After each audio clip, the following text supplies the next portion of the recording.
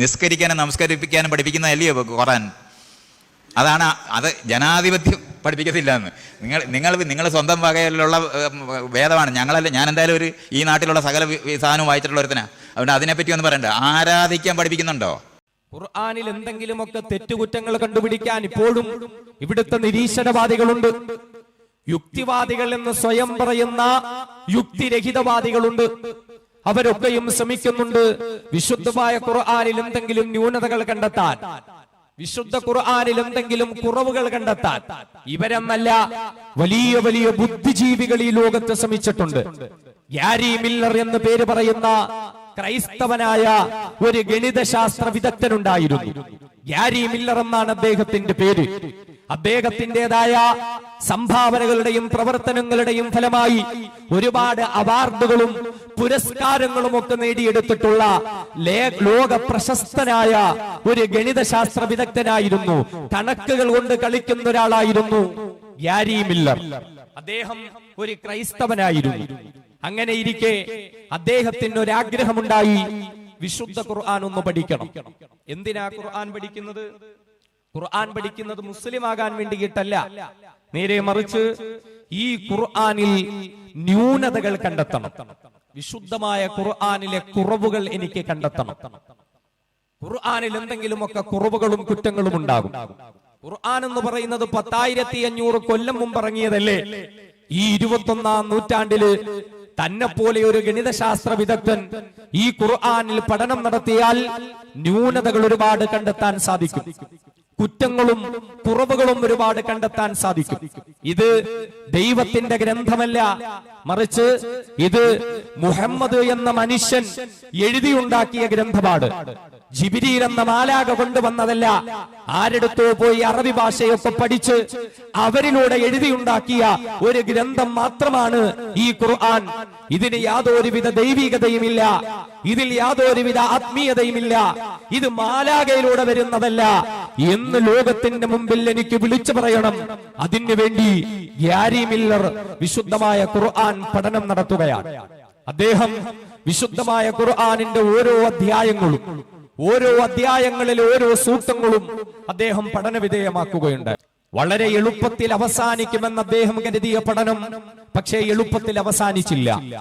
ആ പഠനം ഇങ്ങനെ നീണ്ടുപോയി. ഖുർആനിന്റെ ഓരോ ആയത്തുകളിൽ നിന്നും അടുത്ത ആയത്തിലേക്ക്, അതിന്റെ ആഴങ്ങളിലേക്ക്, അതിന്റെ ചിന്തകളിലേക്ക്, അതിൻ്റെതായ മറ്റു പല പഠനങ്ങളിലേക്ക് ഗ്യാരി മില്ലർ ഇങ്ങനെ സഞ്ചരിച്ച് ദിവസങ്ങളോളം കഴിഞ്ഞ്, മാസങ്ങളോളം കഴിഞ്ഞ് ഗ്യാരി മില്ലർ എന്ന ക്രൈസ്തവനായ ഗണിതശാസ്ത്ര വിദഗ്ധൻ, ലോകം കണ്ട ഗണിതശാസ്ത്ര വിദഗ്ധൻ, അദ്ദേഹം ലോകത്തിന്റെ മുന്നിൽ വന്ന് പ്രഖ്യാപിക്കുകയുണ്ടായി, അശ്ഹദു അല്ലാ ഇലാഹ ഇല്ലല്ലാഹ് വ അശ്ഹദു അന്ന മുഹമ്മദർ റസൂലുള്ളാഹ്. ഗ്യാരി മില്ലർ മുസ്ലിം ആവുകയാണ്. അന്നു മുതൽ അദ്ദേഹം ഗ്യാരി മില്ലർ അല്ല, അബ്ദുൽ അഹദ് ഉമർ എന്ന പേര് സ്വീകരിച്ചുകൊണ്ട്, ഏകനായ അള്ളാഹുവിന്റെ അടിമയായ ഉമർ എന്ന പേര് സ്വീകരിച്ചുകൊണ്ട്, വിശുദ്ധ ഖുർആനിലൂടെ ഇസ്ലാമിലേക്ക് കടന്നു വന്ന ഉമർ റളിയല്ലാഹു അൻഹുവിന്റെ പേര് സ്വീകരിച്ചുകൊണ്ട് ഗ്യാരി മില്ലർ മുസ്ലിം ആവുകയാണ്. നാം ഒന്ന് നോക്കണം, ഖുർആനിലെ കുറ്റങ്ങൾ കണ്ടുപിടിക്കാൻ, ഖുർആനിലെ കുറവുകൾ കണ്ടുപിടിക്കാൻ, അള്ളാഹുവിന്റെ വിശുദ്ധമായ ഖുർആനിന്റെ ന്യൂനതകൾ കണ്ടുപിടിക്കാൻ വേണ്ടിയിട്ട് മാസങ്ങളോളം വിശുദ്ധമായ ഖുർആനിൽ പഠനം നടത്തിയ ഗ്യാരി മില്ലർ എന്ന ലോകം കണ്ട ഗണിതശാസ്ത്ര വിദഗ്ധനായ മനുഷ്യനാ. പക്ഷേ അദ്ദേഹം മുസ്ലിമാവുകയാ. എന്താണ് കാര്യമെന്ന് അദ്ദേഹത്തോട് അന്വേഷിക്കുമ്പോൾ അദ്ദേഹം പറയുന്നു, ഞാൻ വിശുദ്ധമായ ഖുർആനിനെ പഠനം നടത്തുകയാ. എന്റെ മനസ്സിലെ ചിന്ത എന്താ? പഠനം നടത്തിയിട്ട് ലോകത്തിന്റെ മുമ്പിൽ എനിക്ക് വിളിച്ചു പറയണം, ഈ ഖുർആൻ ദൈവിക ഗ്രന്ഥമല്ല, ഈ ഖുർആൻ മുഹമ്മദിന്റെ ഗ്രന്ഥമാ, മുഹമ്മദ് തന്നെ എഴുതി തീർത്ത ഗ്രന്ഥമാ, മുഹമ്മദിന്റെ വചനങ്ങൾ മാത്രമാ എന്നെനിക്ക് ലോകത്തിന്റെ മുന്നിൽ പ്രഖ്യാപിക്കുവാൻ വേണ്ടിയിട്ട വിശുദ്ധമായ ഖുർആനിന് ഞാൻ പഠനം നടത്തിയത്. അങ്ങനെ ഞാൻ ഖുർആനിൽ പഠനം നടത്തുകയുണ്ടായി. വിശുദ്ധമായ ഖുർആനില് മുഹമ്മദിന്റെ പേര് എത്ര തവണ വന്നിട്ടുണ്ടെന്ന് പഠനം നടത്തുകയുണ്ടായി. കാരണം സ്വന്തമായി മുഹമ്മദ് മുസ്തഫ സ്വല്ലല്ലാഹു അലൈഹി വസല്ലമ തങ്ങൾ എഴുതിയ ഗ്രന്ഥമാണെങ്കിൽ താൻ പ്രവാചകനാണ്, അല്ലാഹുവിന്റെ പ്രവാചകനാണ്, തനിക്ക് ലോകത്തിന്റെ മുന്നിൽ സ്ഥാനമുണ്ട്, താൻ ഈ ലോകത്തിന്റെ നായകനാണ്, താൻ ഈ ലോകത്തിന്റെ നേതാവാണ്, താൻ പറയുന്നതെല്ലാവരും അനുസരിച്ചാൽ സ്വർഗമുണ്ട് എന്ന് വാദിക്കുന്ന ഒരു വ്യക്തിയാണെങ്കിൽ തന്റെ വാദഗതികളെ സത്യമാക്കാൻ വേണ്ടിയിട്ട് വിശുദ്ധമായ ഖുർആനില് എത്രയോ ഭാഗങ്ങളിൽ തന്റെ പേരിങ്ങനെ പറഞ്ഞു പറഞ്ഞു പ്രകീർത്തിക്കേണ്ടെന്ന് ആവശ്യമുണ്ട്. അങ്ങനെ ഞാൻ ഖുർആൻ പഠിച്ചു നോക്കി.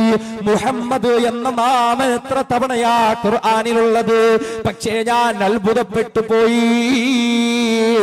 ഞാൻ ദൈവമായി അംഗീകരിക്കുന്ന ഒരു ക്രൈസ്തവനായ നാം ദൈവമായി അംഗീകരിക്കുന്ന ഈസാ നബി ഉണ്ടല്ലോ, യേശുദേവനുണ്ടല്ലോ, ആ ഈസാ നബി അലൈഹിസ്സലാത്തു വസ്സലാമിന്റെ പേര് അല്ലാഹുവിന്റെ വിശുദ്ധമായ ഖുർആനിൽ എത്രയോ എത്രയോ ഭാഗങ്ങളിൽ വന്നിരിക്കുകയാ. മൂസാ നബി അലൈഹിസ്സലാത്തു വസ്സലാമിന്റെ പേര് ഖുർആനിൽ എത്രയോ ഭാഗങ്ങളിൽ വന്നിരിക്കുകയാ.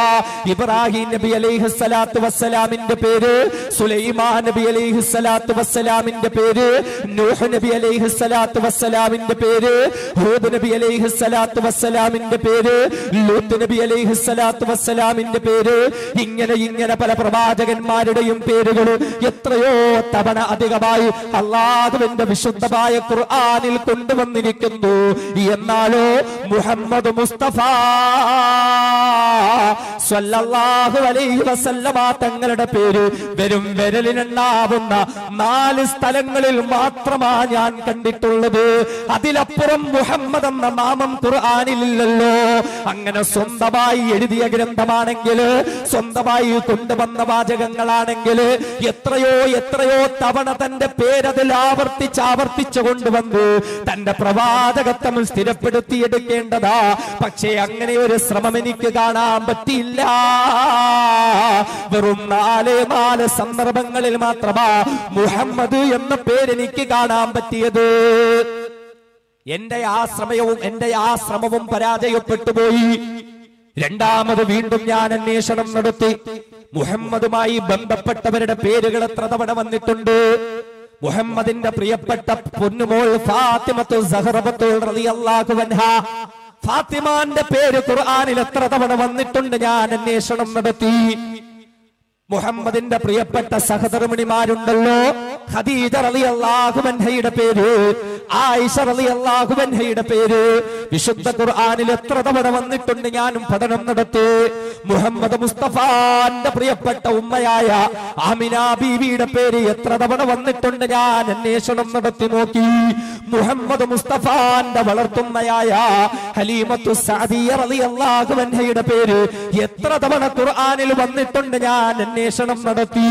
എന്നാൽ അപ്പോഴും ഞാൻ അത്ഭുതപ്പെട്ടു പോയി. വിശുദ്ധമായ ഖുർആനില് ഒരേ ഒരു സ്ത്രീയുടെ പേര് മാത്രമാ പരാമർശിക്കപ്പെട്ടിട്ടുള്ളത്. ഒരേ ഒരു സ്ത്രീരത്നത്തിന്റെ പേര് മാത്രമാ ഖുർആനിലുള്ളത്. ആ സ്ത്രീയുടെ പേരില് ഒരധ്യായം തന്നെ ഖുർആനിൽ കൊണ്ടുവന്നിരിക്കുകയാ. ആ സ്ത്രീ ആരാണെന്നറിയുവോ? അത് മുഹമ്മദ് മുസ്തഫാന്റെ പ്രിയപ്പെട്ട പൊന്നുമകൾ ഫാത്തിമ റളിയല്ലാഹു അൻഹയല്ല.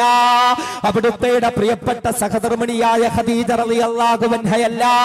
അവിടുത്തെ പ്രിയപ്പെട്ട സഹധർമ്മിണിയായ ആയിഷ റളിയല്ലാഹു അൻഹയല്ല. അവിടുത്തെ പ്രിയപ്പെട്ട ജന്മം നൽകിയ ഉമ്മയായ ആമിന ബീവിയല്ല. അവിടുത്തെ വളർത്തുമ്മയായ ഹലീമത്തു സഅദിയ റളിയല്ലാഹു അൻഹയല്ല. പിന്നെയോ വിശുദ്ധമായ ഖുർആനിൽ ഞാൻ കണ്ട ഒരേ ഒരു സ്ത്രീയുടെ പേര്, അതേ ഞാൻ ദൈവമായി വിശ്വസിക്കുന്നതായ യേശുദേവന് ജന്മം നൽകിയെന്ന് ഞാൻ വിശ്വസിക്കുന്നതായ മറിയമിന്റെ പേര് മാത്രമാ വിശുദ്ധമായ ഖുർആനിൽ ഒരു സ്ത്രീയുടെ പേരായി ഞാൻ കണ്ടിട്ടുള്ളൂ. ആ മറിയമിന്റെ പേരില് ഒരു അധ്യായം തന്നെ ഖുർആനിലുണ്ട്, സൂറത്തു മറിയം എന്ന പേരില്. എന്ന് മാത്രമല്ല, വറബല്ലാഹു മസലൻ ലില്ലദീന ആമനു ഇംറഅത ഫിർഔൻ ഇദ് ഖാലത് റബ്ബി ഇബ്നി ലി ഇൻദക ബൈതൻ ഫിൽ ജന്ന വനജ്നി മിൻ ഫിർഔന വഅമലിഹി വനജ്നി മിനൽ ഖൗമിൽ ളാലിബീൻ വമറിയം ഇബ്നത ഇംറാൻ അല്ലതി അഹ്സനത് ഫർജഹാ.